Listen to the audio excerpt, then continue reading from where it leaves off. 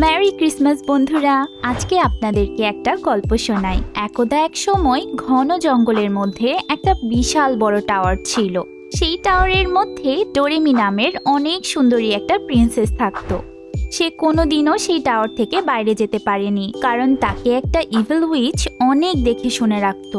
একদিন সুনিও নামের একটা রিচ প্রিন্স সেই জঙ্গলে শিকার করতে এসে কোথায় থেকে জানি একটা মিষ্টি ভয়েসের গান শুনতে পায়।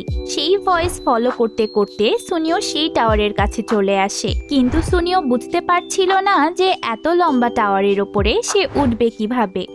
তখনই শিজুকা নামের একটা ভয়ঙ্কর ডাইনি সেই টাওয়ারের সামনে আসে আর বলতে থাকে যে প্রিন্সেস ডোরামি, তোমার লম্বা চুলের গোছাটা নিচে ফেলে দাও। তখনই ডোরামি তার চুলের বেনি নিচে ফেলে দেয়। সেই বেনি ধরে ডাইনিটা টাওয়ারের ওপরে উঠে যায়। প্রিন্স সুনিও এই সব কিছুই একটা গাছের আড়াল থেকে দেখছিল। সুনিও সেই ডাইনিটার চলে যাওয়ার অপেক্ষা করতে থাকে।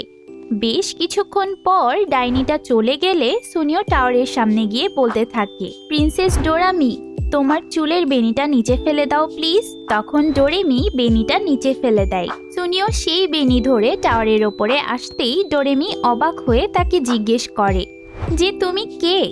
তখন সুনিও বলতে শুরু করে সে অনেক রিচ আর প্রভাবশালী একটা রাজকুমার।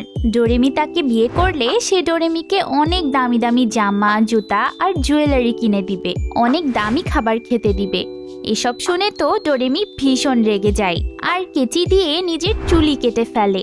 এতে সুনিও ধপ্পাস করে নিচে পড়ে যায়। ডোরেমি আর যাই হোক কোনো অহংকারী রাজকুমার চায় না, তাই ডোরেমনদের পুরো ড্রামার 12টা বেজে যায়। ক্রিসমাস উপলক্ষে ডোরেমনরা যে ড্রামা করছিল সেটা তো কমপ্লিট হলো না, কিন্তু আমি ডোরেমনের Christmas special episode already explain করে ফেলেছি।